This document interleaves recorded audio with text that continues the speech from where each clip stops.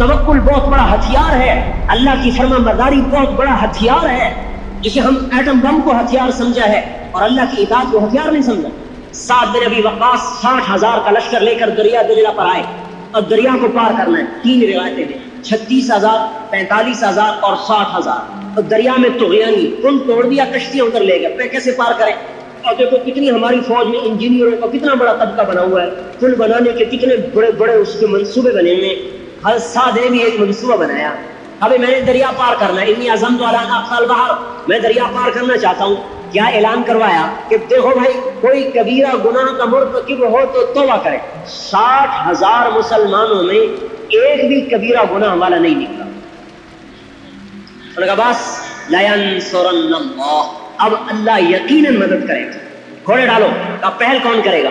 عاصم بن عمر انصاری نوجوان، انہوں نے کہا میں پہل کروں۔ ان کے ساتھ 600 آدمیوں کا دستہ بنایا اور ان کو آگے روانہ کیا۔ انہوں نے فرمایا کہ بھئی 60 آدمی پہلے کودو، اس کے بعد پیچھے باقی۔ اب 60، 600 اور 45,000 یوں ترتیب بنی۔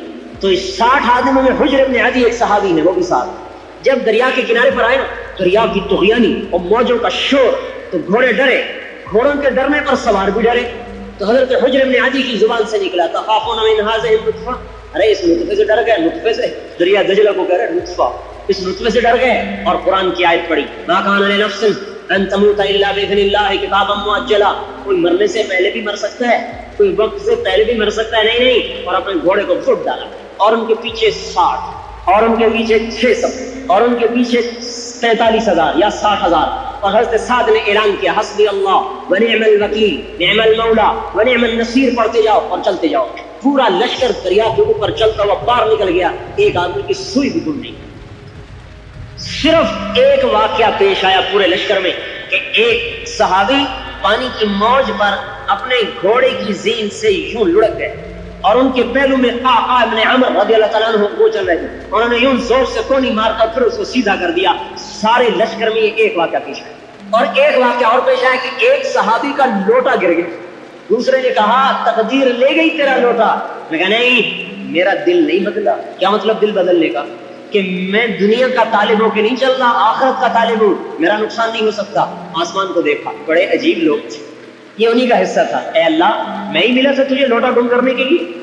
اللہم لا تجعلنی من بین العسکر یفقد صباعی، اس کا ترجمہ یہی ہے، اللہ میں ہی ملا ہوں تجھے لوٹا گم کرنے کے لیے، میرا لوٹا مجھے واپس کر۔ جب ان کا گھوڑا دریا کے کنارے پر پہنچا تو ان کا لوٹا پہلے وہی ان کے استقبال کے لیے پڑا ہوا تھا۔ یہ وہ فوج ہے جو محمد مصطفیٰ کے زیر سایہ تربیت پائی ہے۔ مادی اسباب کا انکار نہیں ہے، اللہ تعالیٰ کہتا ہے ان کی تیاری کرو، لیکن کہا اگر ان پر اعتماد کرو گے تو توڑ دوں گا۔ حنین میں کیا ہوا؟ وَيَوْمَ حُنَيْنٍ إِذْ أَعْجَبَتْكُمْ كَثْرَتُكُمْ فَلَمْ تُغْنِ عَنْكُمْ شَيْئًا، وہ کہاں چلی گئی 12,000۔ آج کی فوج کا قانون بھی یہ ہے کہ اگر دشمن 100 ہونا تو 300 کی نفری کے ساتھ حملہ کرو، اپنے عدد پر ہی وہ ایک ہے، ہم 3 ہم اس کو مار لیں گے۔ چل پہلا قدم ہی اللہ کے توکل کے خلاف اٹھایا تو وہ حنین والا قصہ ہوا۔ 12,000 صحابہ 4,000 کے سامنے قدم اٹھ گئے، بھاگ رہے، اور آپ اکیلے 14 صحابہ کے ساتھ کھڑے ہوئے۔ خالد بن ولید، ابو سفیان بن حارث، عباس بن عبد المطلب، ابو بکر، عثمان، عمر، علی رضی اللہ تعالیٰ عنہم، یہ چند صحابہ دائیں بائیں جانثار، اور طلحہ، زبیر، ابو عبیدہ بن جراح، عبد الرحمن بن عوف، سعد بن ابی وقاص، یہ صحابہ تھے جو ساتھ رہ گئے، باقی سب کے قدم اٹھ گئے۔ اب لاؤ کثرت کو لاؤ۔ اس لیے بدر کے میدان میں آپ نے انوکھی مثال قائم کی، اب اگر دشمن 3 ہو تو تم ایک ان پر حملہ کرو تاکہ اللہ ہی کو یاد کرتے جائے، اللہ تو ہی کرے گا، اللہ میں 1 ہوں وہ 3 ہے، اللہ تو ہی کرے گا۔ اور جب 3 جائیں گے 1 تو کہیں گے ہم 3 ہیں وہ 1 ہے، ابھی مار لیتے ہیں، ایسی ٹھکائی اللہ کروائے گا، یاد رکھیں۔ حضرت خالد بن ولید یرموک کی لڑائی میں مسلمان 45,000، 50,000 لگا لیں، اور روم کا لشکر 3 لاکھ، 6 گنا زیادہ، 6 گنا۔ تو ایک عرب مسلمان نہیں تھا، عیسائی تھا، غسانی قبیلے کا، مسلمانوں کے ساتھ لڑ رہا تھا قومیت کی وجہ سے۔ اس نے دیکھا نا لشکر، کہنے لگا اوہو ما اکثر النصارى واقل المسلمین، ارے وہ کافر کتنے زیادہ ہیں، مسلمان کتنے چھوڑے ہیں، کیا بنے گا؟ حضرت خالد وہاں سے گزر رہے تھے گھوڑا دوڑاتے ہوئے، ان کو سن لیا، تیرا ستیاناس ہو، اے حق تیرا ستیاناس ہو، تو خوفنا بالروم، ہمیں رومیوں سے ڈراتا ہے۔ ما اقل النصارى واکثر المسلمین، مسلمان بہت زیادہ ہیں، رومی بہت تھوڑے ہیں۔ سنو انما تقصر الجنود بالنصر وتقل بالخذلان، وہ لشکر بڑا ہوتا ہے جس کے ساتھ اللہ ہوتا ہے، اور وہ لشکر چھوٹا ہوتا ہے جس کے ساتھ اللہ نہیں ہوتا۔ لا بعدد الرجال، 3000 سے 1 لاکھ کو پٹوا دیا موتا کی لڑائی میں، موتا کے میدان میں 3000 1 لاکھ کو پٹوا دیا۔ قادسیہ کی لڑائی میں 36,000 سے 1,80,000 کو پٹوا دیا۔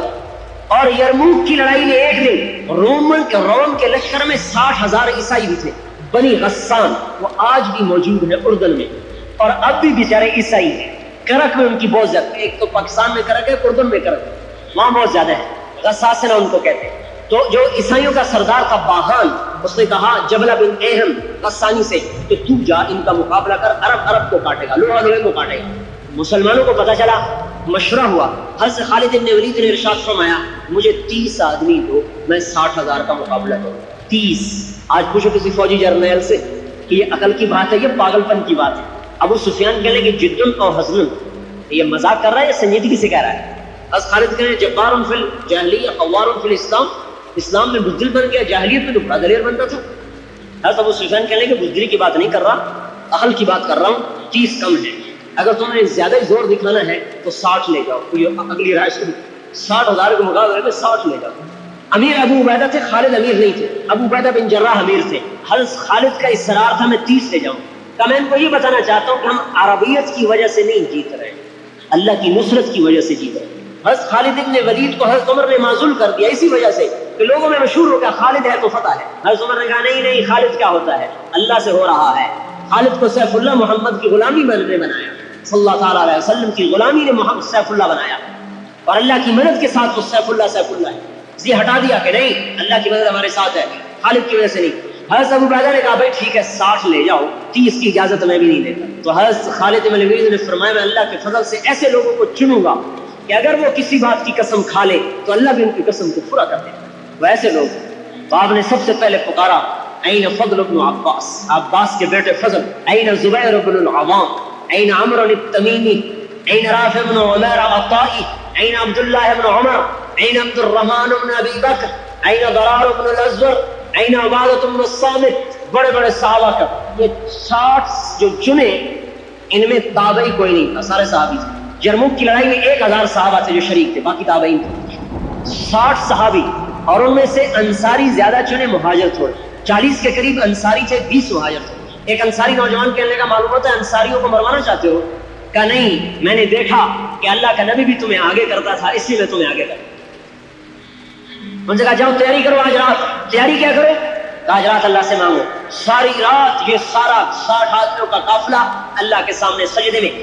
حضرت زرار بن ازور کے رونے کی آواز پوری چھاؤنی میں آ رہی تھی، یہ اتنے لمبے تھے کہ پورے لشکر میں ان کا قد نظر آتا تھا، اور ننگے بدن لڑتے تھے، ایک لنگی پہن کر نیزے کے ساتھ۔ کہتے تھے مرنا چاہتا ہوں، بچنا تو نہیں ہے نا، تو میں زرہ کیوں پہنوں، مرنے میں کوئی چیز آڑے نہیں آنی چاہیے۔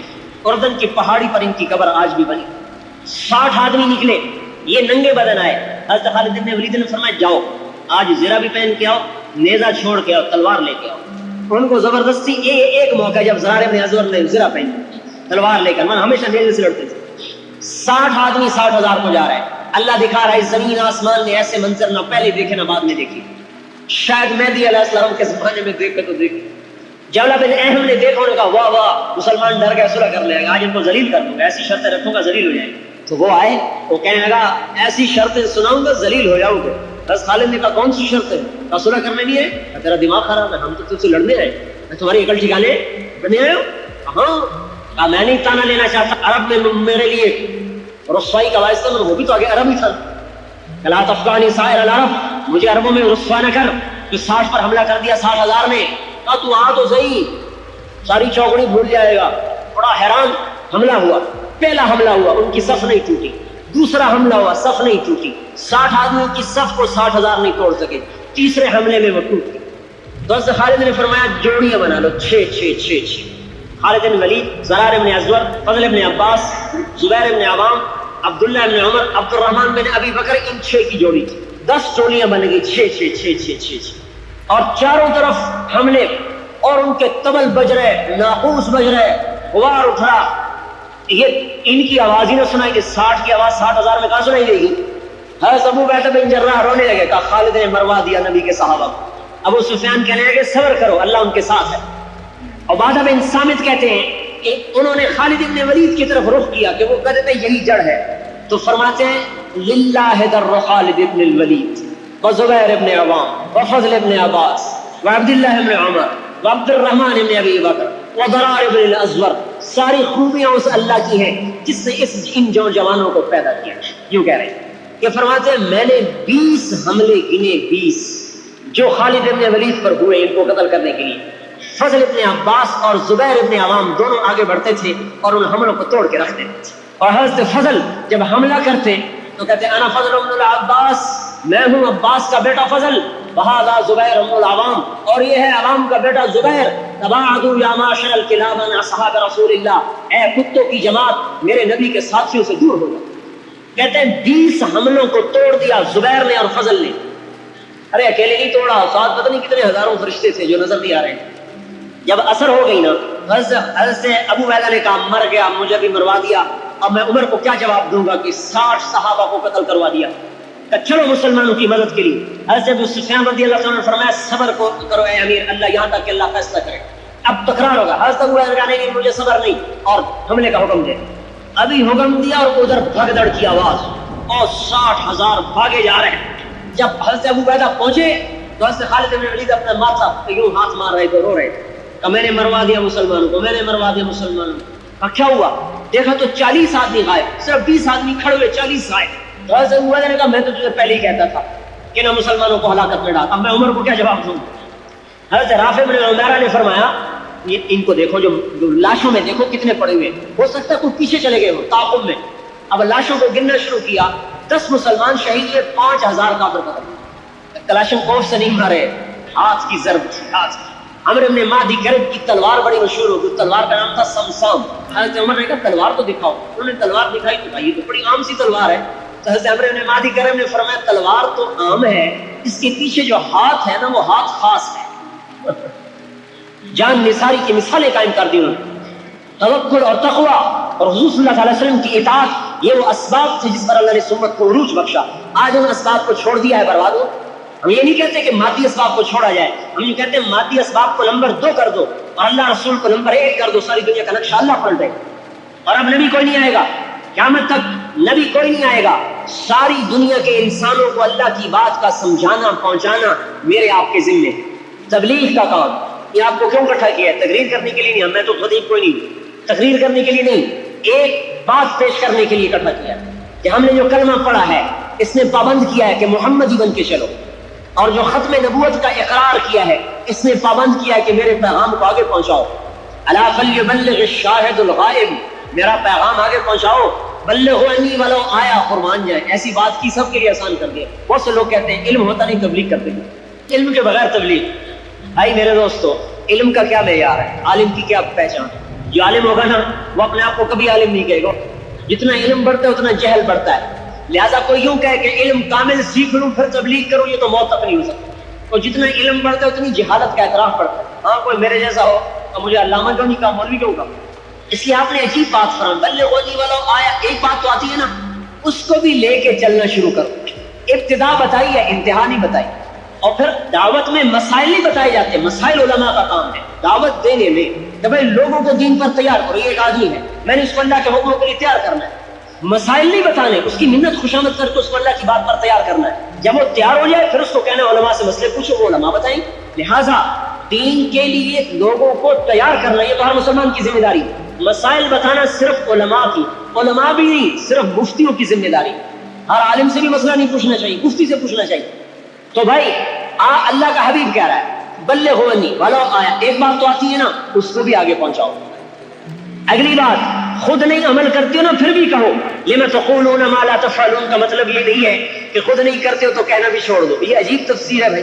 لما تقولون ما لا تفعلون, اس کی تفسیر کیا کرتے ہیں کہ اگر خود عمل نہیں کرتے نا تو اوروں کو بھی نہ کہو. حالانکہ اس کا مطلب یہ ہے جو کہتے ہو نا اس پر عمل بھی کرو. یہ اس آیت کا مطلب ہے, جو تم کہتے ہو نا اس پر عمل بھی کرو. یہ مطلب نہیں ہے کہ خود نہیں کرتے ہو تو اوروں کو بھی کہنا چھوڑ دو. خود کرنا اوروں کو کہنا یہ پورا اسلام ہے. خود کرنا اوروں کو نہ کہنا آدھا ہے, اوروں کو کہنا خود نہ کرنا یہ بھی آدھا ہے. ہمیں ختم نبوت کی وجہ سے تبلیغ کا کام ملا. کوئی نبی نہیں آئے گا, ساری دنیا میں 4 ارب کافر ہیں، اگر ہر مسلمان یہ کہے میرے اپنے بیوی بچے ہیں، مجھے فرصت نہیں ہے، اگر یہ 5 لاکھ فوج بھی کہے ہمارے بھی چھوٹے چھوٹے بچے ہیں، ہمیں بھی فرصت نہیں ہے، ہم بھی بچوں میں رہیں گے، بتاؤ 15 کروڑ انسانوں کے گھر خطرے میں آ جائیں گے، چند لاکھ آدمی قربانی دیتے ہیں، 10 مہینے سمندر میں پھر رہے ہیں، 2 مہینے کی چھٹی ملتی ہے، 10 مہینے مورچے کھود رہے ہیں، 2 مہینے کی چھٹی ملتی ہے، 10 مہینے میں کتنے مر گئے، کتنے بیمار، کتنے مصیبتیں، کتنی مشکلیں، اور کہا ہاں اس گھر کو قربان کرو تاکہ اوروں کے گھروں کی حفاظت کی جا سکے۔ کوئی مفتی یہ فتویٰ نہیں دے سکتا کہ فوج کا سپاہی حقوق العباد کی حق تلفی کر رہا ہے، کوئی مفتی یہ فتویٰ دے سکتا ہے کہ فوج کا سپاہی حقوق العباد کی حق تلفی کرتا ہے، حقوق العباد تلف کرتا ہے؟ کہ نہیں، وہ بڑے حکم کی وجہ سے چھوٹے حکم کو قربان کرتا ہے، اس لیے جب وہ مرتا ہے تو شہید ہوتا ہے، مردہ بھی نہیں ہے، زندہ ہے۔ جعفر بن ابی طالب 33 برس کی عمر میں موتا کی لڑائی میں شہید ہوئے، آپ تک خبر پہنچی، ادھر زید شہید ہوئے، ادھر عبداللہ شہید ہوئے، آپ حضرت جعفر کے گھر میں گئے، ان کے 3 بچے عبداللہ اور جعفر، لشکر کی خبر آ رہی تھی، آمد تھی، حضرت اسماء بنت ابی امیس بیوی تھی، اتنے آٹا گوندھ کے بچوں کے لیے روٹی پکا رہی تھی، آپ میرے گھر میں آئے، چہرے کا رنگ بدلا ہوا، مجھے دھڑکا لگا کہ ممکن ہے جعفر کے بارے میں کوئی خبر غمگین ہو، لیکن میں نے ڈر کے مارے پوچھا نہ کہ شاید میں برداشت نہ کروں۔ آپ نے فرمایا جعفر کے بچوں کو تو بلاؤ، تینوں بچے دوڑتے ہوئے آئے، آپ نے ان کو گود میں لیا، اس کو پیار کیا، اس کو پیار کیا، اور آپ رو رہے اور بچوں کو پیار کر رہے ہیں۔ اب مجھ سے رہا نہ گیا، میں نے عرض کیا یا رسول اللہ ماذا فعل جعفر کی کوئی خبر ہے؟ تو آپ کے آنسو چھلک پڑے اور آپ نے فرمایا اسماء احتسبی، اسماء صبر کرو، اجر کی امید رکھو، جعفر کو اللہ نے اپنے پاس بلا لیا ہے۔ حضرت اسماء بے ہوش ہو کے گر گئی۔ بتاؤ ان 3 بچوں کی حق تلفی ہوئی کہ نہیں ہوئی؟ میری آپ کی شریعت کے مطابق، جو آج کل شریعت چل رہی، اس شریعت کے مطابق ان 3 بچوں پر کتنا بڑا ظلم ہوا ہے، اور اس بیوی کا سوال گزر گیا کہ نہیں، ختم نبوت پر ان کو قربان کیا گیا۔ زید بن حارثہ اپنے بیٹے تھے، ان کے گھر میں گئے، ان کی خبر مل چکی تھی، آپ تشریف لائے تو حضرت زید کی بیٹی دوڑتی ہوئی آئی اور آپ کی گود میں گر کے رونے لگی، عائشہ النبی۔ یہ جو حدیث ہے نا، جو میں ابھی زید کی سنا رہا ہوں، حضرت زید بن حارثہ کی قبر کے اوپر لکھی ہوئی یہ حدیث۔ ہماری جماعت گئی، میں نے اس حدیث کو پڑھا، وہیں میرا رونا نہیں گیا۔ میں نے اپنے ساتھیوں کو بھی سنا کہ دیکھو یہ قبر کے اوپر اپنی نشانیاں چھوڑ کے گئے کہ آپ جب آپ کی موت کی اطلاع آئی، شہادت کی، تو آپ ان کے گھر میں گئے تو آپ کی چھوٹی بچی دوڑتی ہوئی آئی اور آپ کی گود میں گر گئی اور رونے لگی، اور تو حضور صلی اللہ علیہ وسلم بھی رونے لگے۔ تو حضرت سعد بن عبادہ نے عرض کیا یا رسول اللہ ما ھذا البکا، یہ رونا کیسا رونا ہے؟ تو آپ نے فرمایا ھذا شوق الحبیب الی الحبیب، یہ دوست کا رونا ہے دوست کی خاطر، یار کا رونا ہے یار کے لیے۔ یہ حقوق کہاں کیوں قربان کروائے جا رہے ہیں؟ ختم نبوت کی وجہ سے۔ جتنی جنگیں لڑی گئی ملک فتح کرنے کے لیے نہیں تھی، اور تبلیغ کے لیے تھی۔ اگر تبلیغ جنگ میں سے نکال دی جائے تو کچھ تو خون کے علاوہ کچھ نہیں۔ صحابہ نے ایک جگہ حملہ کیا، لوٹ مار کر کے واپس آ گئے، انہوں نے فریاد کی یا رسول اللہ انہوں نے ہمیں دعوت نہیں دی، آپ نے کہا تم ظالم بنے ہو، جاؤ ان کا مال واپس کرو اور ان کو ان کے گھروں تک چھوڑ کے آؤ۔ ہم ملک فتح کرنے نہیں آئے، اسلام پھیلانے آئے۔ پھیلانے میں لڑنا پڑے گا تو لڑے، خالی لڑنے کے لیے نہیں ہے۔ حضرت علی رضی اللہ تعالیٰ عنہ یہودی کے سینے پہ چڑھ گئے قتل کرنے کے لیے، اس نے منہ پہ تھوک دیا، چھوڑ دیا، کہا دوبارہ لڑو۔ کہا تم کہ پہلے تمہیں اللہ کے لیے قتل کر رہا تھا، اب تم نے تھوکا ہے نا تو مجھے ذاتی غصہ آ گیا ہے، اب نہیں قتل کروں گا، کہیں میں مارا نہ جاؤں اللہ کی بارگاہ میں۔ ان لوگوں سے اللہ پاک دین کا کام لیتا ہے اور ان کے ذریعے سے اللہ اسلام کو زندہ کرواتا ہے۔ جن کے اندر ملک کا جذبہ ہو وہ کہاں اللہ کی مدد کو ساتھ لے سکتے۔ ختم نبوت میں قربان کروایا۔ اوہو، حضرت عبداللہ بن ابی بکر تھے، ابو بکر کے بیٹے، عاتکہ سے شادی کی، عاتکہ بنت زید۔ حضرت عاتکہ شاعرہ تھی، بڑی خوبصورت، بڑی شاعرہ، محبت میں ایسے گرفتار ہوئے اور تبلیغ میں جہاد میں جانا چھوڑ دیا۔ حضرت ابو بکر صدیق نے سمجھایا، سمجھ میں نہیں آیا، محبت نے الٹا کر دیا، تو حضرت ابو بکر صدیق نے طلاق دلوا دی۔ بتاؤ کوئی باپ کی بیٹے کا گھر اجاڑتا ہے؟ ابو بکر جیسا باپ، ابو بکر جیسا خیر الخلائق کے بعد الانبیاء، جو نبیوں کے بعد سب سے مقدس ہو، کہ بیٹا اس کو طلاق دے۔ جرم کیا ہے؟ نماز نہیں چھوڑی، ذکر نہیں چھوڑا، تلاوت نہیں چھوڑی۔ جرم کیا ہے؟ ختم نبوت کا جو کام ملا ہے وہ کام چھوڑا۔ آج اس کو ہم جرم نہیں سمجھتے کہ میں دنیا میں دین پھیلانے کے لیے اپنی طاقت خرچ نہیں کر رہا، میں اسے جرم نہیں سمجھتا۔ طلاق دلوا دی، طلاق تو دے دی، ایک طلاق دی تو ایک دن بیٹھے ہوئے تھے، شعر پڑھ رہے تھے، آتق الانسا کی ما در شارقم وما ناح قمر الحمام المطوقا عاتق قلبی کل یوم ولیلت الیک بما تخفی النفوس معلقا۔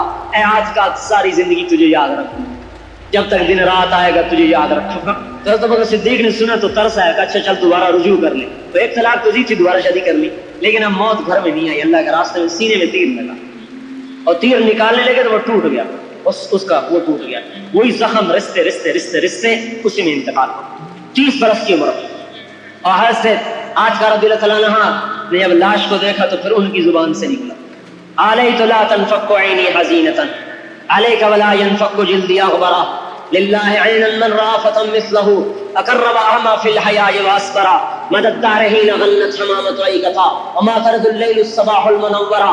میں بھی قسم کھاتی ہوں کہ آج کے بعد میری آنکھ کا چشمہ کبھی خشک نہیں ہوگا اور میرا جسم کبھی خوشبو نہیں دیکھے گا, میرے جسم پہ کبھی نرم کپڑا نہیں آئے گا, اور جب تک رات اور دن آگے پیچھے چلیں گے اور جب تک بلبلیں درختوں پہ چہچہائیں گی, اے عبداللہ تیری یاد بھی مجھے تڑپائے گی.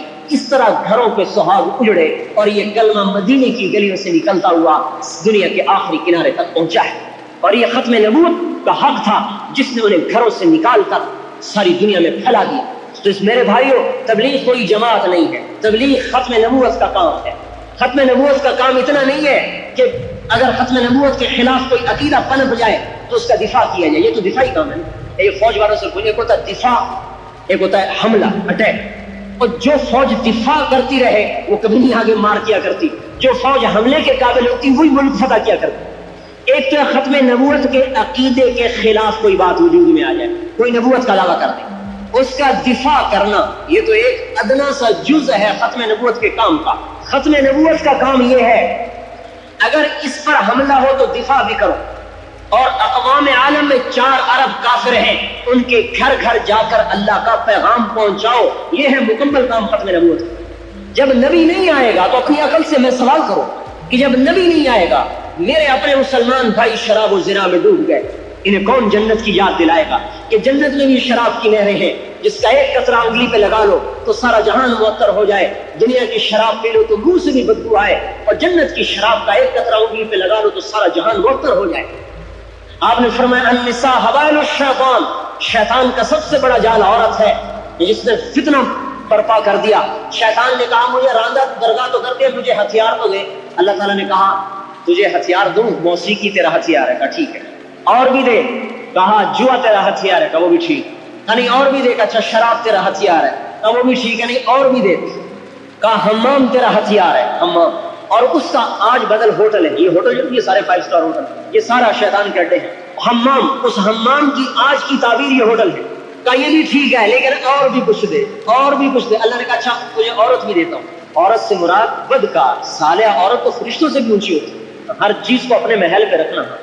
کہا تجھے عورت دیتا ہوں. تو شیطان خوشی سے ناچنے لگا, واہ واہ واہ واہ, میرا کام بن گیا, میرا کام بن گیا. کون انہیں بتائے گا کہ تمہارے انتظار میں ایسی پاکیزہ بیویاں بیٹھی ہوئی ہیں کہ جو سورج کو انگلی دکھا دے تو سورج نظر نہیں آئے, 7 سمندر میں تھوک ڈالے تو 7 سمندر کا پانی شہد سے زیادہ میٹھا ہو جائے.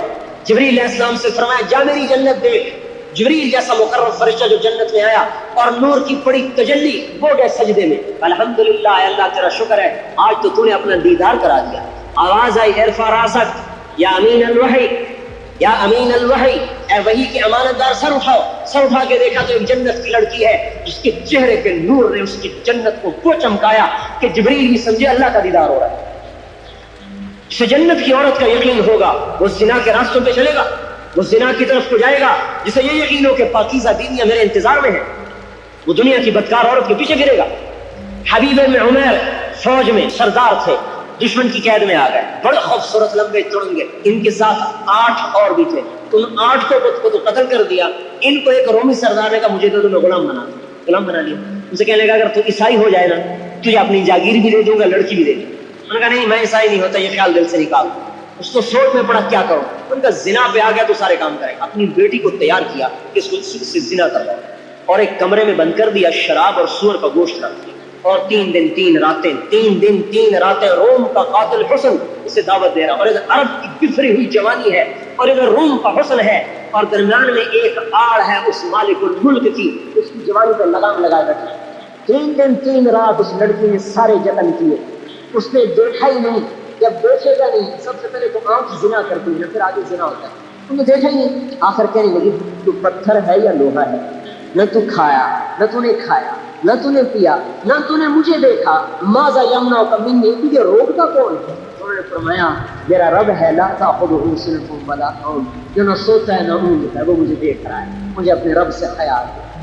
تو اس لڑکی نے کہا کہ تیرے رب کی قسم تجھے قتل نہیں ہونا چاہیے, تجھے قید بھی نہیں ہونا چاہیے, میں تجھے چھڑاؤں. اگلی رات کو آئی, دروازہ کھولا, توشہ بھی کیا, پیسے بھی دیے, کہ یہ راستہ ہے, یہ ستارہ ہے, اس کی سیدھ میں رات کو سفر کیا کرو، دن میں چھپ جایا کرو کہ رات پہنچ جاؤ۔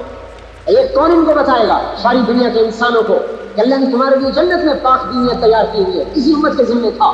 ان فی الجنت حورا یقال لها العینا، جنت میں نور جس کا نام عینا ہے، جو چلتی ان یمینها 70 الف خادم، ان یسارها مثل ذلك، اس کے دائیں طرف 70,000 نوکر، اس کے بائیں طرف 70,000 نوکر۔ وہ کہتی ہیں ان الامرون بالمعروف والناهون عن المنکر، برائیوں کے مٹانے والے، بھلائیوں کے پھیلانے والے کہاں ہیں؟ اللہ ان کا شوق دلاتا ہے، یقین ہوگا تو زنا کی نسلیں ختم ہوں، جنت کی شراب کا یقین دنیا کی شراب سے ہٹائے۔ ہمارے علاقے میں بڑے ذمہ دار تھے، ساری زندگی راجہ اندر بنے رہے، بڑی راگ و رنگ کی محفلیں، میرے پڑوسی ہمارا ان کو رتبہ ساتھ ساتھ، ہم نے سلام دعا بڑھاتے بڑھاتے ایک دن ان کو میرا مل گیا، پھر اب جماعت میں نکالا، اللہ نے زندگی بدلی، توبہ کی۔ ایک دفعہ ایک غلط بازار سے گزر رہے تھے تو لڑکی آ کے کار کے سامنے کھڑی ہو، خان صاحب آپ تو راستہ ہی بھول گئے۔ تو آگے انہوں نے کہا جب سے جنت کا راستہ دیکھا ہے اللہ نے تمہارے راستے کھلا دیے۔ فَإِذَا رَأَيْتَ ثَمَّ رَأَيْتَ نَعِيمًا وَمُلْكًا كَبِيرًا، میرا بندہ ملک تو میں تجھے دے دوں گا، تو آ تو صحیح میرے پاس۔ اتنی بڑی جنت ہے کہ 7 بر اعظم جنت کے ایک محل میں رکھ دیے جائیں تو یہ ایسے ہیں جیسے زمین پہ ایک بکری نظر آتی ہے، ایک بکری۔ ایک دفعہ میں نے فیصلہ آباد میں بیان کیا، ایک بڑے ڈاکٹر سرجن میرے دوست نے کہنے کہ یہ تمہاری جنت ہماری سمجھ نہیں آتی، اتنے لمبے چوڑے کہاں ہیں؟ اب ظاہر ہے ان کو قرآن حدیث سے تو تسلی ہوئی نہیں۔ میں نے کہا اچھا میں آپ کو عقلی دلیل دوں، عقلی تاکہ آپ کو کھوپڑی میں فٹ ہو۔ یہ جو ہمیں آسمان پہ سفیدی نظر آتی ہے نا، رات کو اندھیری رات میں، یہ کہکشان ہے قریب قریب، یہ 17 کہکشاؤں کا مجموعہ ہے، اس میں ہماری کہکشان ہے، جس کہکشاں میں ہم یہ اور یہ ہم ایک ہی کہکشاں میں 17 کہکشاؤں کا مجموعہ ہے۔ اور اس کہکشاں کا جو اوپر نظر آتی ہے جسم جس کا ہم حصہ ہیں، اس کا فاصلہ 20 لاکھ نوری سال۔ نوری سال کا کیا مطلب کہ اگر 20 لاکھ سال روشنی کی رفتار سے کوئی چیز ٹوٹتی رہے تو اس کہکشاں کا فاصلہ ختم ہوگا، اور ایسی 5 ارب کہکشاں ہیں۔ میں کہا آیا خیال شریف میں کھوپڑی میں آ گیا، اور میں نے کہا اللہ تعالیٰ کہتا ہے یہ تو مچھر کا پر بھی نہیں، یہ تو مچھر کا پر بھی نہیں، جس کی نظر میں اتنی بڑی دنیا مچھر کا پر نہیں ہے تو جنت کتنی بڑی بنائی ہوگی اس نے۔ 7 بر اعظم جنت کے ایک محل میں ایک بکری کی طرح نظر آئیں۔ جس کو جنت کے اقتدار کا یقین ہوگا وہ دنیا کے اقتدار کو ٹھوکر مار دے گا، کہے گا اللہ کا حکم ہے تو لیتا ہوں، حکم توڑ کے اقتدار نہیں لوں گا۔ اللہ نے ہمیں کام دیا ہے کہ لوگوں کے ذہنوں میں یہ بات بٹھانا کہ اللہ کی ایمان، اللہ کے حبیب کی ایمان، یہ ختم نبوت کا کام ہے، تبلیغی جماعت کا کام نہیں ہے، ختم نبوت کا کام ہے۔ کوئی ختم نبوت کا اگر ختم نبوت کا اقرار کرتے ہیں تو تبلیغ ذمہ پڑتی ہے، تبلیغ کا انکار کرتے ہیں تو ختم نبوت کا عملی انکار ہوتا ہے، عملی اعتقادی نہیں، عملی انکار۔ عملی انکار سے بھی آدمی فاسق ہو جاتا ہے، یہ عملی انکار ہے ختم نبوت کا کہ جاؤ کوئی اور نبی ہے، مجھے فرصت کوئی نہیں ہے۔ 4 ارب کافر ہیں اور ان کتنے ہم سے زیادہ استعدادوں والے ہیں، اگر ان تک کلمہ پہنچ جائے تو بھی جنت میں چلے گئے۔ سب سے بڑا ظلم آج امت سے یہ ہو رہا ہے کہ دنیا میں دین پھیلانا اپنی ذمہ داری نہیں سمجھتے، جیسے میں بیوی کو بچوں کو ذمہ داری سمجھتا ہوں، ختم نبوت کی وجہ سے تو جہان کے سردار کے دین کو دنیا میں پھیلانا بھی میری ذمہ داری، میرے ذمہ ہے۔ اسی وجہ سے اللہ نے اس امت کو عزت بخشی اور ساری امتوں سے افضل بنایا ہے۔ ہمارے لیے بادشاہ ہونا اعزاز کی بات نہیں، جرنیل ہونا ہمارے لیے اعزاز کی بات نہیں، محمد مصطفیٰ کا غلام ہونا ہمارے لیے اعزاز کی بات ہے۔ اللہ نے اللہ کی قسم اللہ نے مفت میں دے دیا، نبیوں نے دعائیں کی میرے بھائی، نبیوں نے۔ موسیٰ علیہ السلام کی قوم کو اللہ نے کہا 70,000 نے پوجا کی نا بت کو، مشرقین کو قتل کر۔ موسیٰ علیہ السلام نے اپنی قوم کے 40 آدمی لیے، ولی اللہ دور کر کے اللہ میری امت کو معاف کر۔ اللہ تعالیٰ نے فرمایا نہیں ان کو قتل کرو، اور آگے ایک امت آ رہی نبی امی کی امت، اگر وہ توبہ کریں گے نا تو اس سے بھی بڑا گناہ کر کے تو ان کو ویسے ہی معاف کر دوں گا، تمہیں نہیں۔ تو موسیٰ علیہ السلام نے کہا واہ، میں نے اپنی قوم کی توبہ مانگی تو کسی اور قوم کی کہانی سنا دی۔ موسیٰ علیہ السلام لاڈلے نبی کرنا سے بھی لڑ لیتے، یعنی اللہ پاک سے بھی لاڈ کی بات کر جاتا۔ کہا واہ، میں نے اپنی قوم کی بات کی تو نے اور قوم کا قصہ چھوڑ دیا، پھر مجھے بھی اسی امت میں کر دیا۔ نبیوں نے دعائیں کی، اذا بلغ آپ کی 40 سنۃ عافیت من بلایا طلاق، کہ جب میرا یہ بندہ 40 سال کا ہو جاتا ہے میں اس کو 3 بلاؤں سے نجات دیتا ہوں، جنون، جذام، برس۔ اذا بلغ 50 سنۃ حاسبته حسابا یسیرا، جب یہ میرے نبی کا امتی 50 سال کا ہو جاتا ہے فرشتوں سے کہتا ہوں اس کا حساب آسان دینا، سخت نہ دینا۔ اذا بلغ 60 سنۃ حببت الیہ الانابہ، جب 60 سال کا ہو جاتا ہے تو اس کے دل میں اپنی محبت پیدا کرتا ہے۔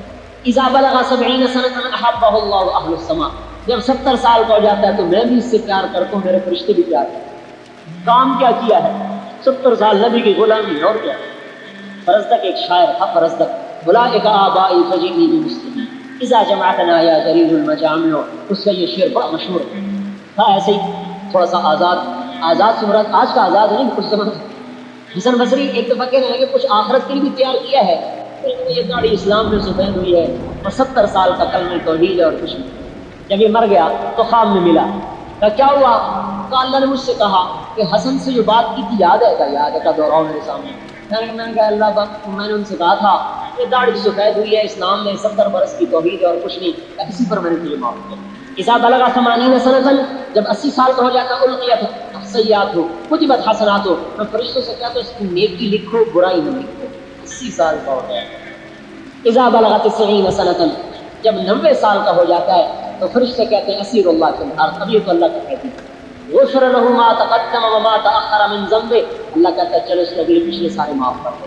اور قیامت کے دن اللہ کہے گا تو 90 برس میرا غلام رہا، میرے نبی کا غلام رہا، اس اعزاز میں تمہیں شفاعت کا حق دیتا ہوں، اس کو چاہتا ہے جنت میں لے جائے.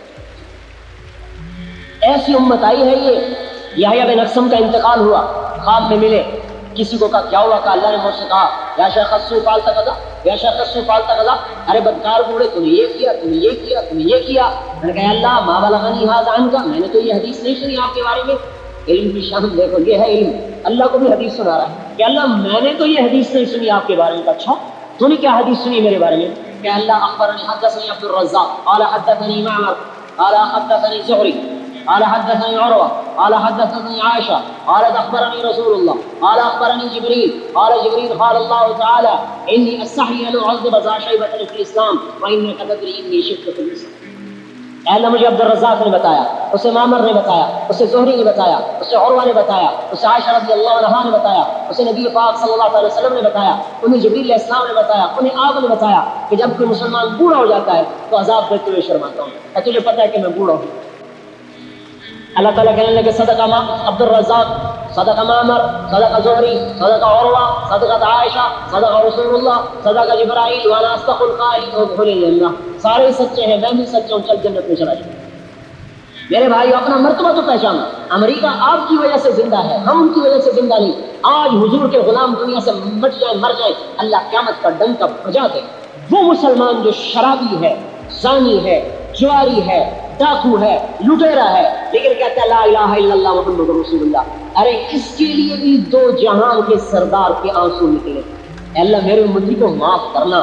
وہ بے حیا ہے تو ہے، میرا نبی تو حیا والا ہے نا، کہ ایسوں کے لیے بھی دعائیں کر رہا. حیا نہیں آتی، حیا کا جنازہ نکال دیا. جب تک یہ مسلمان بھی زندہ ہے قیامت نہیں آ سکتی. ارے بھائی اپنی قیمت تو پہچانو. آپ تو اس دنیا کے تاج تھے، اپنے آپ کو ڈیوٹی سے بھی پتہ ہے ہم ایسے ہیں، ہم ایسے ہیں، عیسائی ایسے ہیں، امریکہ ایسا ہے، یورپ ایسا ہے. میرا خون کھولتا ہے کہ جو اللہ رسول کے دشمن، عزتوں کے دشمن، یاد رکھنا حدیث پاک میں آتا ہے کافر کی تعریف کرنے پر اللہ کا عرش ہل جاتا ہے غصے کی وجہ سے. جو اللہ کے رسول کا دشمن ہو وہ تمہارا دوست بن گیا. میرے گھر کی کوئی دیوار توڑ دے تو میں بندوق اٹھا لوں. میرے نبی کے دین پہ ڈاکے ڈل گئے، میری غیرت نہ جاگی، وہ تعلق ہی ٹوٹ گیا اللہ رسول سے. کبھی تعلق جوڑتے تو پتا چلتا کہ تعلق کیا چیز ہے. مجنوں سے پوچھو، مجنوں کا نام نہیں سنا؟ تو اس کا نام تھا توبہ. شفاجی قبیلے سے تھا، آج بھی شفاجی ہے حرم میں. اس کے باپ نے اس کو حرم شریف میں پکڑا، اللہ کے واسطے لیلا کی محبت سے توبہ کر. اس نے شعر لو ان لیلا الخیلیہ تسلمت علی بدونی جندل وصفاحہ لسلمت تسلیم البشاشۃ او زقا الیہا صدم من جانب القبر صافح. اگر کبھی لیلا میرے پاس آئی اور مجھے سلام کیا، اگر میں زندہ ہوا تو بھی جواب دوں گا، اور میں مر گیا اور میرے اوپر ہزاروں پتھر ہوئے تو میری قبر بھی ایک لیلا کے سلام کا جواب دیا. اور نے کہا توبہ کر، تو نے فضحتنی فی العرب، تو نے مجھے عربوں میں رسوا کر دیا. اس نے ہاتھ اٹھائے، الہی تبت من کل المعاصی ولکن حب لیلا لا اتوب. اے اللہ میں ہر گناہ سے توبہ کرتا ہوں، لیلا کی محبت میں مجھے معاف کر دے. میرے بس میں نہیں، میں توبہ نہیں کرتا. ناپاک نہیں تھا، بہت بڑا ولی اللہ تھا، اللہ کے راستے میں فوت ہوا. ترکستان میں ایک علاقہ ہے قومس، وہاں اس کی اللہ کے راستے میں جہاد کرتے ہوئے قبر بنی ہے. اللہ رسول سے تعلق چھوڑو، پھر اللہ کا نظام بدلتے دیکھو. ہم اپنے مقام کو پہچانیں. آیت اتری من جاء بالحسنۃ فلہ عشر امثالھا، جو ایک نیکی کرے گا اس کو 10 دوں گا. اللہ کے حبیب نے کہا یا اللہ زد امتی، اللہ تھوڑا ہے میری امت کو اور دو. اچھا من ذا الذی یقرض اللہ قرضا حسنا فیضاعف له اضعافا کثیرا، مجھے قرضہ دو کئی گنا دوں گا واپس کر کے، ٹھیک ہے؟ کہ نہیں، زد امتی اور دے. اچھا کمثل حبہ انبتت سبع سنابل فی کل سنبلۃ مئۃ حبہ، اچھا ایک کا 700 دوں گا، ٹھیک ہے؟ کہ نہیں، زد امتی میری امت کو اور دے. اچھا انما یوفی الصابرون اجرهم بغیر حساب، اب رجسٹر اٹھا دو، جمع کر تفریق ضرب تقسیم ہٹا دو، میں آپ کی امت کو بے حساب، ٹھیک ہے؟ اب چنانچہ اعلان ہو فلیکن اہل صبر، صبر والے آ جاؤ بھائی، آ جائیں، جاؤ جنت میں، تمہارا کوئی حساب نہیں، بے حساب نہیں. اپنے نبی کے تو فعل ہمیں کتنی عزت. جنت میں کوئی امت نہیں جا سکتی جب تک یہ امت نہ چلی جائے. عیسیٰ علیہ السلام نے عرض کیا ایک دفعہ، اللہ توبہ کا پانی تو پلا. اللہ نے کہا جب تک میرا نبی نہ پیے کسی نبی کو نہیں پلانا، جب تک میرے نبی کی امت نہ پیے کسی امت کو نہیں پلانا. آدم علیہ السلام نے بیٹے سے فرمایا بیٹا شیش تیری پشت میں ایک امانت آئی ہے جو تیرے باپ سے قیمتی ہے. حضور صلی اللہ علیہ وسلم کا نور مبارک. کہا ابا یہ کہا باپ سے قیمتی؟ کہا تو بیٹے کی بات کرتا ہے، تجھے اس کی امت کی بات بتاؤں؟ اس کی امت بھی بعضی چیزوں میں مجھ سے آگے ہے. کہا وہ کیسے؟ کہ میں نے ایک خطا کی، مجھے جنت سے نکالا، بیوی سے جدا کیا، کپڑے اتار دیے، میری غلطی کو مشہور کیا، میری توبہ کو عرفات میں قبول کیا. وہ امت ہزاروں گناہ کرے گی، اللہ پردے ڈالے گا. وہ گناہ کریں گے، اللہ ان کی بیوی بچوں کو جدا نہیں کرے گا. وہ گناہ کریں گے، اللہ ان کے پردے نہیں اتارے گا. وہ گناہ کریں گے، اللہ ان کو چھپائے گا. قیامت کے دن حضور عرض کریں گے یا اللہ میری امت کا حساب مجھے دے. اللہ کہیں گے کیوں؟ ان کو شرمندہ نہ ہونا پڑے. اللہ کہے گا جب آپ حساب لیں گے تو آپ کے سامنے تو شرم آئے گی، آپ کو بھی نہیں، آپ کو بھی نہیں، پردے نہیں ہوگا. امت بنے کی شان ہی بھول گئے بھائی. کہتے ہیں میں صدر ہوں، میں بڑا ہوں. نہیں، تو محمد مصطفیٰ کا غلام ہے، اس سے تو بہت بڑا ہے. میں جنرل ہوں، میں بہت بڑا ہوں. میں سائنسدان ہوں، میں بہت بڑا ہوں. نہیں، تم محمد مصطفیٰ کے غلام ہو، بہت بڑے. تو ہمیں ختم نبوت کی وجہ سے تبلیغ کا کام ملا میرے بھائیوں. ہمارے سپاہی سے لے کر بادشاہ تک اور ادنا سے اعلیٰ کو، مرد اور عورت کو، ایمان والی عورت مردوں سے پہلے جنت میں جائے گی. مومن عورت 70 ولیوں سے زیادہ اللہ کو محبوب ہوتی ہے، اور ایمان والی عورتوں کو اللہ تبارک و تعالیٰ جنت کی عورت سے 70,000 گنا زیادہ خوبصورتی عطا فرمائے. ایک حدیث میں آتا ہے جنت کی حور کے پاس جائے گا، اسے دیکھ کر کہے گا ایسا جنت میں کوئی نہیں. بیٹھے گا جب تک چاہے گا، اس سے اللہ پاک اس کو لطف اندوز ہونے کی طاقت دے گا. پھر ایک نور کی چمک اٹھے گی، اوپر دیکھے گا ایک اور خوبصورت چہرہ. یا ولی اللہ اما لک فی من رغبہ، آپ کو میری رغبت نہیں؟ کہے گا تو کون ہے؟ انا من اللواتی خبین لک، میں بھی آپ کی ہوں. اس کے پاس جائے گا، وہ اس سے کئی گنا خوبصورت. پھر اس کے پاس رہے گا ایک اور نور کی چمک، اوپر دیکھے گا ایک چہرہ دیکھ رہا ہے. یا ولی اللہ اما انا ان یکون لنا منک نصیب، کیا ہماری باری ابھی نہیں آئی؟ ہمیں آپ شرف نہیں بخشیں گے؟ کہے گا تو کون ہو؟ انا من اللواتی خبین لک، میں بھی آپ کی ہوں. پھر اس کے پاس جائے گا، ایک سے دوسری بیوی کے پاس چلتے ہوئے ایک دم سورج نکل، یوں ایسا لگے گا جیسے سورج نکلا. تو گھبرائے گا تو سورج کہاں سے نکل آیا؟ جو اوپر دیکھے گا تو جنت کا ایک محل کھڑکی کھلے گی، اور اس میں سے ایمان والی دنیا کی مومن عورت اس کو دیکھے گی. اس کے چہرے کا نور جنت کے سورج کی طرح چمکا. حسد بغض نہیں ہوگا، سوکن کی لڑائی نہیں ہوگی. تو میرے بھائیوں ساری دنیا میں پھیل جاؤ اور اللہ کے پیغام کو اس دنیا کے آخری کنارے تک پہنچا دو. یہ میری آپ کی ذمہ داری ہے. اس کے لیے ہم کہتے ہیں 4 دن لگا کر اس کو سیکھو. جو سیکھے گا اللہ اسے چمکائے گا، نہیں سیکھے گا اپنے پاؤں کو کہاڑی مارے گا. فلا یضر اللہ شیئا، اور اللہ کا کچھ نہیں بگاڑ سکتا. اس لیے 4 مہینے لگا کر پھرے، ساری دنیا میں پھرے، اقوام عالم کی طرف نمائیں. پاکستان کا سفیر بن کے جو جاتا ہے کتنے فخر سے جاتا ہے. آپ اللہ کے سفیر، تو اللہ کے نبی کے سفیر، محمد مصطفیٰ کے سفیر. اعلان ہو قیامت کے دن پاکستان کا سفیر کہاں ہے اور محمد مصطفیٰ کا سفیر کہاں ہے؟ تو نسبت میں فرق ہے. اللہ اکبر. ہمیں اللہ نے بغیر کسی انتخاب کے سفیر بنا دیا کہ میرے نبی کی ساری امت میری سفیر ہے. اس امت کا ادنا بھی، اعلیٰ بھی، عالم بھی، جاہل بھی، بادشاہ بھی، امیر بھی، فقیر بھی، حقیر بھی. مسلمان کوئی حقیر نہیں ہوتا، یاد رکھنا. مسلمان گنہگار ہوتا ہے، مسلمان حقیر نہیں ہوتا. کسی گنہگار سے نفرت نہ کرو. بہت سی بے دینی دیندار پھیلا رہے ہیں کہ وہ بے دین سے نفرت کرے، اس کو گری نگاہ سے دیکھ. گناہ کر کے آدمی اتنا راندہ درگاہ نہیں ہوتا جتنا نیکی کر کے تکبر کرنے سے آدمی راندہ درگاہ ہو جاتا ہے. کیا پتا گنہگار کی رات کا آنسو اس کے سارے دامن کو دھو چکا ہو اور میری عبادت کا تکبر مجھے اللہ کی بارگاہ میں شیطان بنا چکا ہو.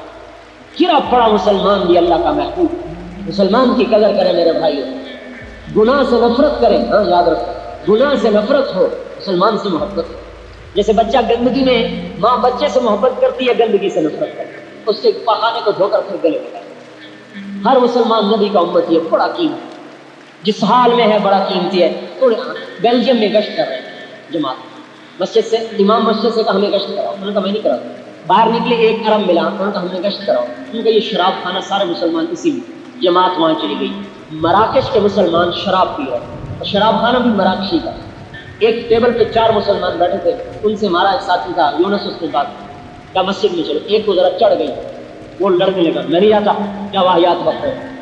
میں نے کہا بھائی وہ تو بڑا اچھا آدمی ہے، تمہارے سامنے شراب دے رہا ہوں پھر بھی اچھا آدمی ہوں، اور وہ کیسے؟ کہا تو مسلمان نہیں، کہا مسلمان، کہا تیرا نام کہا عبداللہ، کہا تو اللہ کا بندہ مسلمان کلمہ تیرے اندر تیرے سے اچھا کون ہو سکتا ہے؟ وہ ایک دم شرمندہ ہو گیا، تو میرے تو کپڑوں پر بھی شراب ہے، میں کیسے اندر جاؤں؟ کہا کپڑے ہم تجھے دیتے ہیں۔ وہ جو تین تو ویسے تیار ہو گئے تھے، چوتھے کو لے کر لایا، کپڑے پہنا کے بٹھا دیا بیان میں۔ انہوں نے جو بیان سنا سب سے پہلے کھڑے ہو کر 10 دن لکھا ہے، کہا میرے 10 دن، 10 دن ساتھ لگائے، توبہ کر کے گیا۔ جاتے جو شراب خانے کا مالک تھا نا، اس کے پاؤں میں پڑ گیا، اللہ کے واسطے 3 دن لگا۔ اس کو 3 دن کے لیے لے کر نکلا، 3 دن میں وہ واپس آئے، سارے شراب خانے کو لنٹا دیا۔ ایک شرابی جو دھد پڑا ہے محمد مصطفیٰ صلی اللہ علیہ وسلم کی ادنا اتباع کی وجہ سے، نبی کا کوئی طریقہ ادنا نہیں ہوتا، بعض کے اعتبار سے کہہ رہا ہوں، تھوڑے سے اتباع کی وجہ سے شراب خانے کے بند ہونے کا ذریعہ بن گیا۔ مسلمان کو حقیر سمجھنا بہت بڑا جرم ہے یاد، اس لیے میرے بھائیو نکلو ساری دنیا میں پھرو 4 مہینے کے لیے، اور سال 1.5 سال کے لیے، اور جن کے 4 مہینے لگے ابھی سے نکل جاؤ۔ ایمان سیکھنا ہے، اللہ کی اطاعت کو سیکھنا ہے، نبی کی اطاعت کو سیکھنا ہے، اور تبلیغ کے کام کو سیکھنا ہے۔ بولو آپ، ہاں جی بولو بھائی۔ اللہ کے نبی صلی اللہ علیہ وسلم نے بتایا کہ جو آدمی اللہ کو خوش کرنے کے لیے، اللہ کو راضی کرنے کے لیے روزہ رکھتا ہے، تو اللہ کے نبی صلی اللہ علیہ وسلم نے بتایا کہ پہلی بات تو یہ ہے کہ اللہ تعالیٰ اپنے روزے دار بندوں سے بے پناہ محبت کرتے ہیں، اور اللہ تعالیٰ کی رحمت خاص ان کی طرف متوجہ ہوا کرتی ہے۔ اللہ تعالیٰ کتنا پیار کرتے ہیں اپنے روزے دار بندوں سے، اس کا اندازہ اس بات سے لگائیے جس اللہ کے نبی صلی اللہ علیہ وسلم نے بتایا کہ روزے دار جب بھوک کی حالت میں ہوتے ہیں، اللہ کے لیے وہ بھوک اور پیاس برداشت کر رہے ہوتے ہیں، اور بھوک کی شدت کی وجہ سے ان کے منہ سے بدبو پیدا ہو جاتی ہے، معدے سے بدبو آتی ہے۔ اللہ کے نبی صلی اللہ علیہ وسلم فرماتے ہیں کہ اللہ تعالیٰ کو روزے دار بندوں کی منہ کی بدبو مشک سے زیادہ پسندیدہ ہے، خوشبو سے زیادہ پسندیدہ۔ اندازہ کیجیے کہ جو محبوب ہوتا ہے نا، اس کی کوئی بھی چیز اچھی لگتی ہے۔ اللہ تعالیٰ اپنے روزے دار بندوں سے کتنا پیار کرتا ہے، کتنی محبت کرتا ہے کہ ان کے منہ کی بو بھی اللہ تعالیٰ کو پسند ہے۔ اور اللہ کے نبی صلی اللہ علیہ وسلم نے بتایا کہ روزے دار جب افطار کے وقت اپنے رب کی بارگاہ میں دعا کرتا ہے تو اللہ تعالیٰ اس کی کوئی بھی دعا رد نہیں کرتا، بلکہ ہر دعا کو قبول کرتا ہے۔ بعض لوگ یہ سمجھتے ہیں کہ ہم نے یہ دعا مانگی، وہ قبول نہیں ہوئی، وہ قبول نہیں ہوئی، یہ اس طرح لوگ سمجھتے ہیں، حالانکہ ہر دعا قبول ہوتی ہے۔ اب مسئلہ یہ ہے کہ جو چیز آدمی مانگا ہے وہ چیز اس کے لیے بہتر ہے کہ نہیں ہے، اس کے حساب سے اللہ تعالیٰ اس کو دیتے ہیں۔ مثلا کوئی آدمی نے مانگا کہ مجھے گھر چاہیے، میرا گھر بن جائے، لیکن اس کا گھر نہیں بنا، تو اب آدمی یہ سمجھنے لگ جاتا ہے کہ لگتا ہے میری دعا قبول نہیں ہوئی، حالانکہ ایسی بات نہیں ہے، دعا اس کی قبول ہوئی۔ البتہ اللہ تعالیٰ نے اس کا بدلہ اس کے لیے آخرت میں محفوظ کر کے رکھ دیا۔ اب آخرت میں اس کو اس کی جزا ملے گی، آخرت میں اس کو اس کا بدلہ ملے گا۔ اللہ کے نبی صلی اللہ علیہ وسلم نے بتایا کہ قیامت میں جب ایمان والوں کو بدلہ دیا جائے گا، اس چیز کا بدلہ جو اس نے دنیا میں دعا مانگی تھی اور وہ چیز اس کو نہیں ملی تھی، جب اس کا بدلہ آخرت میں دیا جائے گا تو ہر مومن کے دل میں یہ خواہش ہوگی کہ کاش دنیا میں ہماری کوئی دعا قبول نہ ہوئی ہوتی اور آج اس کا بدلہ مل رہا ہوتا۔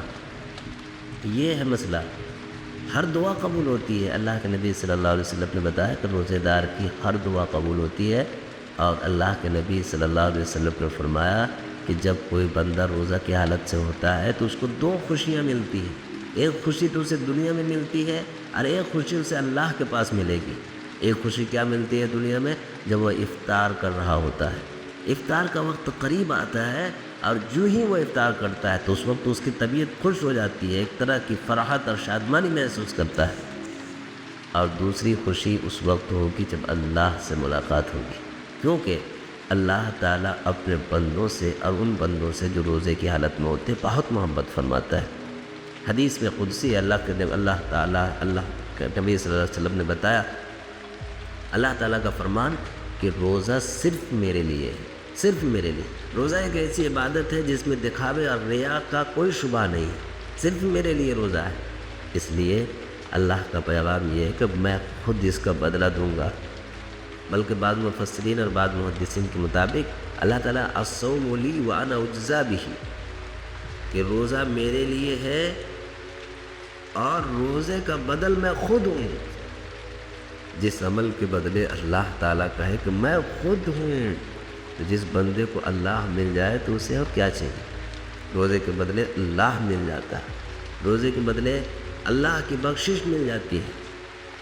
تو روزے داروں کی یہ فضیلت ہے. اللہ کے نبی صلی اللہ علیہ وسلم نے بتایا کہ اللہ تعالیٰ نے جنت میں کئی سارے شعبے اور کئی سارے مراحل بنائے ہیں، ان میں ایک درجہ اور ایک شعبہ صرف اور صرف روزے داروں کے لیے خاص ہے.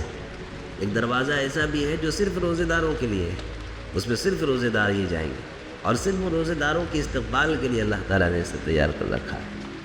بڑے خوش نصیب ہیں، بڑے خوش نصیب ہیں وہ لوگ جو اللہ کی رضا کے لیے، اللہ کی خوشنودی کے لیے روزہ رکھتے ہیں. اللہ تعالیٰ سے دعا ہے کہ اللہ تعالیٰ خوب پابندی کے ساتھ روزوں کی پابندی کی قدر کرنے کی توفیق عطا فرمائے، اور روزے کی پورے آداب کی رعایت کے ساتھ اللہ تعالیٰ روزہ رکھنے کی توفیق عطا فرمائے. پوری امت مسلمہ کو اس پر عمل پیرا ہو کر اپنی زندگی اور اپنی آخرت دونوں سنوارنے کی اللہ تعالیٰ توفیق عطا فرمائے. آمین.